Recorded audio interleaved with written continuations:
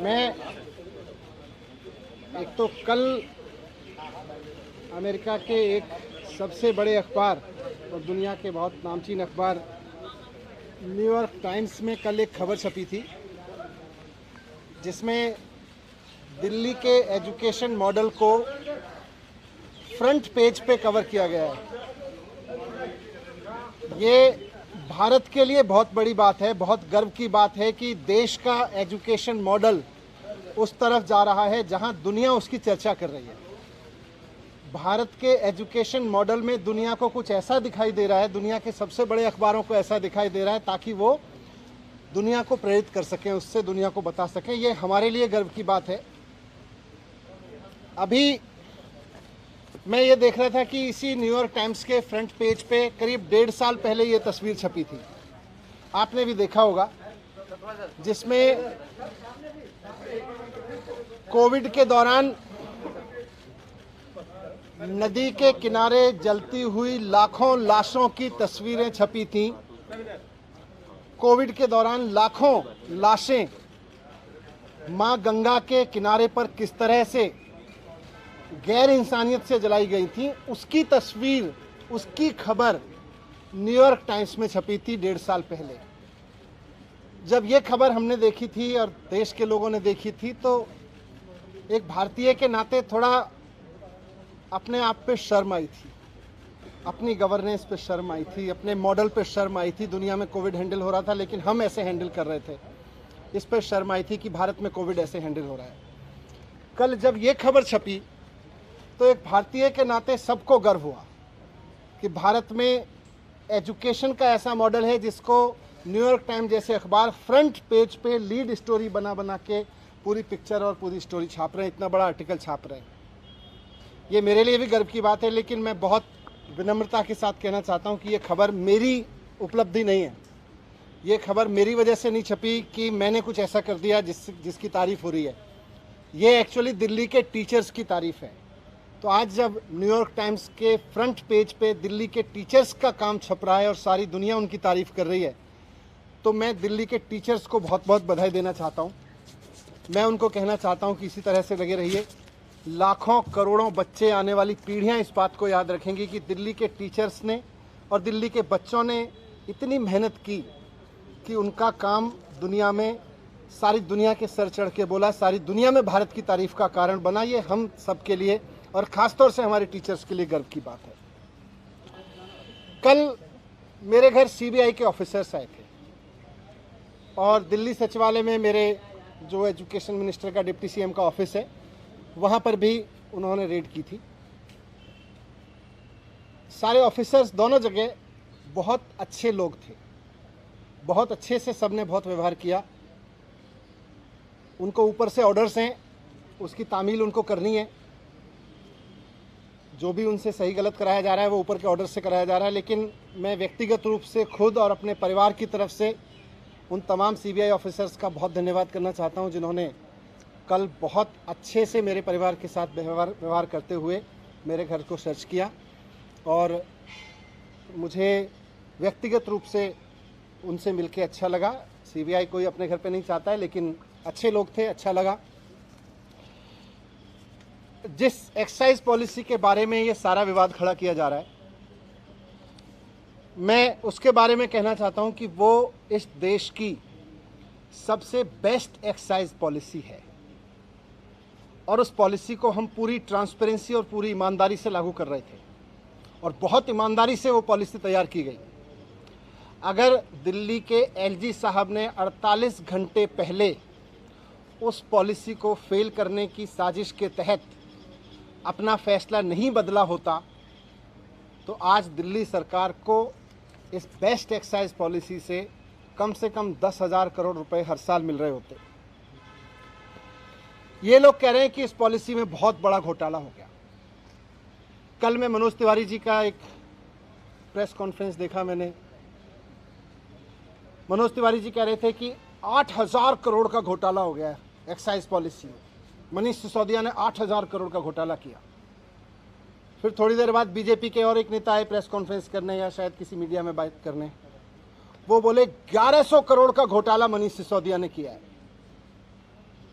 फिर मैं सोच रहा था कि एलजी साहब ने जो प्रेस रिलीज जारी किया था उसमें उन्होंने लिखा था 144 करोड़ का घोटाला कर दिया मनीष सिसोदिया ने।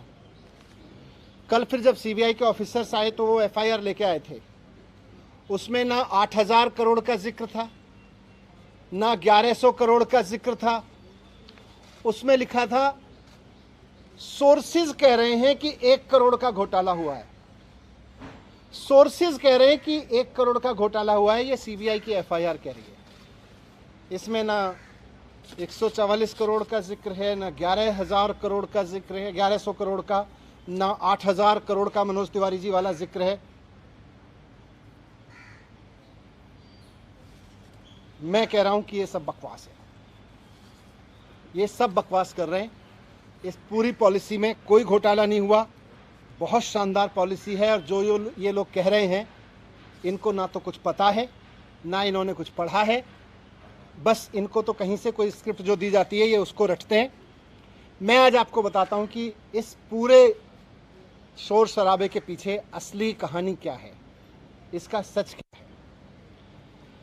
सच ये है कि मुद्दा शराब का घोटाला है ही नहीं।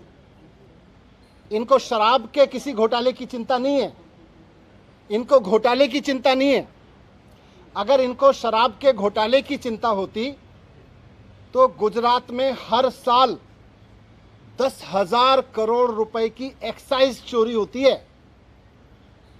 अगर शराब की एक्साइज की चोरी की अगर चिंता इनको होती, एक्साइज के घोटाले की इनको चिंता होती, तो आज ये सीबीआई का पूरा हेडक्वार्टर गुजरात में शिफ्ट करा देते 10,000 करोड़ का घोटाला रोकने के लिए।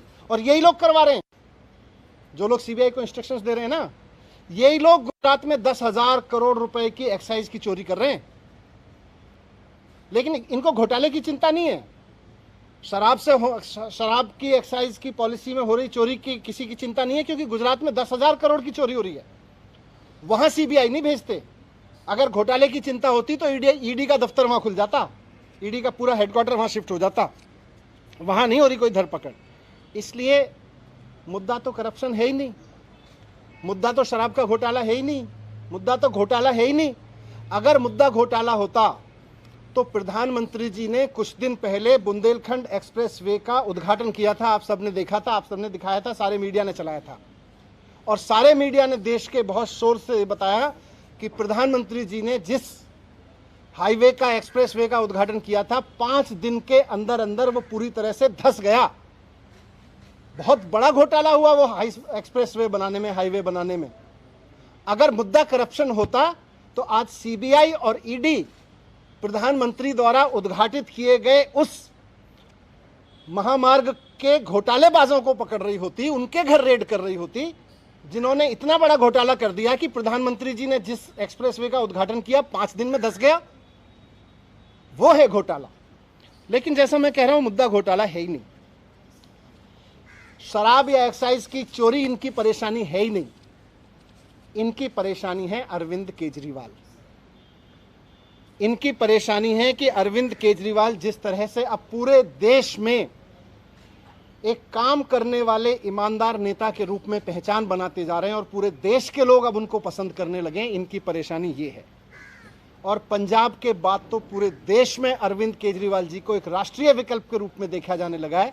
इनकी परेशानी ये है। ये जो पूरी कार्रवाई मेरे खिलाफ हो रही है, ये जो पूरी कार्रवाई मेरे दफ्तर में हो रही है, मेरे घर में रेड डाली जा रही है, ये हो ही इसलिए रही है कि अरविंद केजरीवाल जी को रोकना चाहते हैं। ये अरविंद केजरीवाल जी को रोकने की जो साजिश रची जा रही है उसी स्क्रिप्ट का हिस्सा है। आप सब जानते हैं, देश जानता है कि अरविंद केजरीवाल जी की सबसे बड़ी ताकत है कि वो एक बहुत कट्टर ईमानदार नेता है। अरविंद केजरीवाल जी की दूसरी सबसे बड़ी ताकत है कि उनको काम करना और काम करवाना आता है। उनको दिल्ली का एजुकेशन ठीक करके उन्होंने दिखा दिया कि एजुकेशन कैसे ठीक होता है। उन्होंने हेल्थ ठीक करके दिखा दिया कि हेल्थ सिस्टम कैसे ठीक होता है। आज दुनिया भर में मैंने दिखाया आपको, आज अरविंद केजरीवाल जी की वजह से दुनिया भर में भारत का नाम रोशन हो रहा है। इसलिए आज ये इत्तेफाक नहीं है कि हेल्थ और एजुकेशन पर दुनिया भर में भारत का नाम रोशन करने वाले अरविंद केजरीवाल जी के हेल्थ मिनिस्टर के यहाँ छापे डाले जा रहे हैं, उनको जेल में डाला जा रहा है। उनके एजुकेशन मिनिस्टर के यहाँ छापे डाले जा रहे हैं, उनको मुझे जेल में डालने की तैयारी की जा रही है। मेरी गलती ये थोड़ी ना है, वो भी जानते हैं कि कोई भ्रष्टाचार नहीं हुआ। इनको पता है कि कोई भ्रष्टाचार नहीं हुआ, इसीलिए उलझुल बके जाते हैं। इनको मैंने भ्रष्टाचार नहीं किया, मैंने सिर्फ इतना किया है कि अरविंद केजरीवाल जी का एजुकेशन मिनिस्टर हूं मैं, इसलिए ये कर रहे हैं, इसलिए ये साजिश रची जा रही है। इन्होंने पहले अरविंद केजरीवाल जी के हेल्थ मिनिस्टर को गिरफ्तार किया, फिर कल मेरे यहाँ रेड डाल दी, अब 2-4 दिन में मुझको भी गिरफ्तार कर लेंगे। तो हेल्थ और एजुकेशन मॉडल जो है अरविंद केजरीवाल जी का, इनका मकसद है कि उसको रोका जाए। मैं कहना चाहता हूं कि देश के प्रधानमंत्री नरेंद्र मोदी जी को पूरे देश ने इतना बड़ा जनमत दिया है, ये शोभा नहीं देता प्रधानमंत्री जी को, नरेंद्र मोदी जी को ये शोभा नहीं देता कि वो इस तरह की छोटी छोटी सोच रखते हैं कि कोई आदमी काम करे तो उसके हेल्थ के काम को रोक लो, एजुकेशन मिनिस्टर को जेल में डालो, हेल्थ मिनिस्टर को जेल में डालो, क्योंकि वो अच्छा काम कर रहे हैं, क्योंकि सारी दुनिया में तारीफ हो रही है। अरविंद केजरीवाल जी में और नरेंद्र मोदी जी में मैं आज रखना चाहता हूं आपके सामने कि अरविंद केजरीवाल जी और नरेंद्र मोदी जी में यही फर्क है। केजरीवाल जी को अगर कोई अच्छा काम करते हुए दिखता है तो केजरीवाल जी उसकी प्रशंसा करते हैं, उससे प्रेरणा लेते हैं, उसकी तारीफ करके उसका हौसला बढ़ाते हैं और खुद उससे सीख के खुद करना चाहते हैं। मोदी जी का रुख यह है कि उनको अगर कोई अच्छा काम करता हुआ दिखता है तो वो उसके काम को रोकना चाहते हैं, उसके काम को साजिश के तहत रोक के उसके लोगों को और उसको सीबीआई और ईडी का डर दिखा दिखा के उसको रोकना चाहते हैं। 2 दिन पहले अरविंद केजरीवाल जी ने make in India campaign launch किया। देश को नंबर 1 बनाना है, शिक्षा के जरिए, स्वास्थ्य के जरिए, रोजगार के जरिए। इस पे तो सारे देश को गर्व है, इस पे मोदी जी को भी गर्व होना चाहिए कि हमारे देश का एक मुख्यमंत्री make India number 1 campaign launch कर रहे हैं, हेल्थ और एजुकेशन के जरिए एक देश का विकास करने का विजन लेके चल रहे हैं। मोदी जी को तो इनको सपोर्ट करना चाहिए था।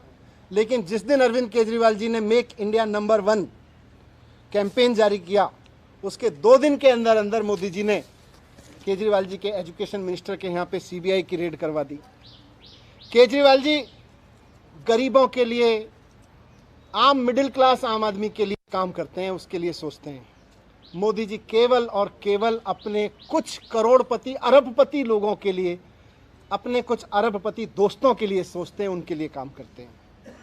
केजरीवाल जी 24 घंटे देश के लिए सोचते हैं कि कैसे देश को आगे बढ़ाया जाए, कैसे सारे बच्चों को अच्छी शिक्षा दी जाए, कैसे किसी गरीब से गरीब आदमी का इलाज करवा दिया जाए। मोदी जी 24 घंटे ये सोचते हैं कि कौन से राज्य में पोजीशन की सरकार है, उसको पैसे देके या सीबीआई का डर दिखा के या ईडी का डर दिखा के कैसे उसको गिरा दिया जाए। मोदी जी 24 घंटे ये सोचते रहते हैं। जिस तरह से इन्होंने पिछले दिनों में पैसे के दम पे, ईडी के दम पे, सीबीआई के दम पे कई सरकारें गिराई हैं, आप सबने भी रिपोर्ट किया है। महाराष्ट्र में, गोवा में, तमाम बिहार में भी किया था इन्होंने, कर्नाटक में किया, मध्य प्रदेश में किया। पूरे देश के लोग इनसे अब दुखी हैं कि यार हम सरकार चुनते हैं, मोदी जी केवल 24 घंटे उसको गिराने में लगे रहते हैं। अरे आपको देश का प्रधानमंत्री बनाया, आप देश के लिए अच्छा सोचो, जिनको हमने राज्य के लिए किया है उसको राज्य के लिए अच्छा सोचें।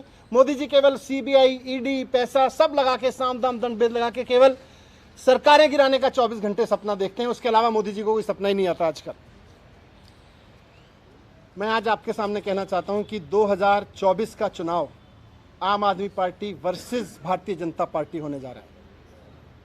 अब तक लोग पूछते थे कि मोदी वर्सेस हु, अब पूरे देश में माहौल बन रहा है कि मोदी जी नहीं चाहिए, अरविंद केजरीवाल जी को एक मौका देना है, एक मौका अरविंद केजरीवाल जी को देना है। अब ये बात पूरे देश से गूंजने लगी है।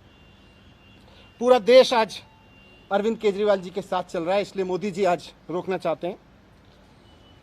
आज से 3-4 दिन के अंदर, हो सकता है आज कल परसों में, कभी भी ये सीबीआई ईडी भेज के मुझे भी गिरफ्तार कर लेंगे, कई सारे और आप नेताओं को भी गिरफ्तार कर लेंगे।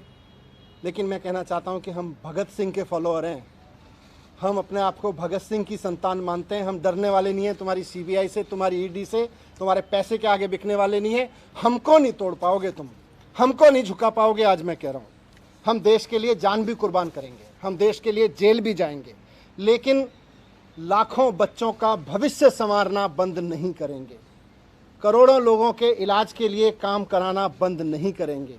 आज हमारे साथ अरविंद केजरीवाल जी के साथ लाखों बच्चों की दुआएं हैं, करोड़ों लोगों की दुआएं हैं, करोड़ों पेरेंट्स की दुआएं हैं। हम आपसे डरने वाले नहीं हैं। अगला चुनाव तो अब मोदी वर्सेस अरविंद केजरीवाल होकर रहेगा। धन्यवाद। मनीष जी, जब आप ये बात कर रहे हैं तो सवाल ये उठते हैं कि रेड जो हुई वो एक्साइज पॉलिसी को लेकर हुई और आप एजुकेशन और हेल्थ पे चले जाते हैं। ये नहीं बता रहे हैं कि आपने जो पॉलिसी में लास्ट में बंद करके पुरानी पॉलिसी को शुरू किया, उससे आपको अगर फायदा था तो आपने बदली क्यों?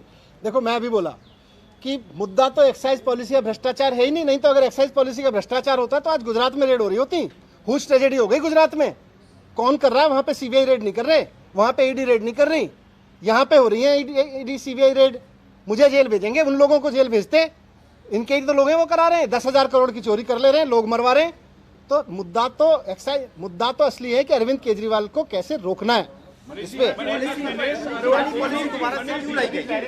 पॉलिसी दोबारा से क्यों लाई गई?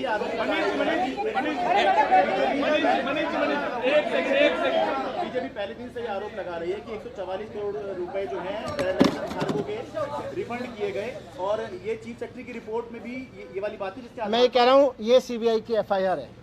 इसमें मनोज तिवारी के 8,000 करोड़ का घोटाला कहाँ है? इसमें बीजेपी के नेताओं के 1100 करोड़ वाला घोटाला कहाँ है जो कह रहे हैं? इसमें वो 140 करोड़ का घोटाला कहाँ है? बताएं। इसमें लिखा है कि सोर्सेज कह रहे हैं कि 1 करोड़ का घोटाला हुआ है। सीबीआई की एफआईआर में ये कहा है कि पब्लिक सर्वेंट ने इनके पॉलिसी को बनाते हुए अंडू फेवर किया मिडलमैन और उनको इसमें समीर महिंद्रू है, उसने जो एक पैसा ट्रांसफर किया 1 करोड़ रुपए, वो दिनेश अरोड़ा की आम आदमी पार्टी के लीडर का बड़ा करीबी है। क्या दिनेश अरोड़ा को जानते हैं? क्या ये क्या है? मैं तो कह रहा हूं अगर मुद्दा घोटाला होता तो आज सीबीआई बड़े बड़े जो किंग पिंस 10,000 करोड़ का घोटाला कर रहे हैं उनके यहाँ बैठे होते। मेरे यहाँ किसी के यहाँ बैठे हैं, उनको भी पता है कि घोटाला नहीं है, बैठे हैं। ठीक है, थैंक यू।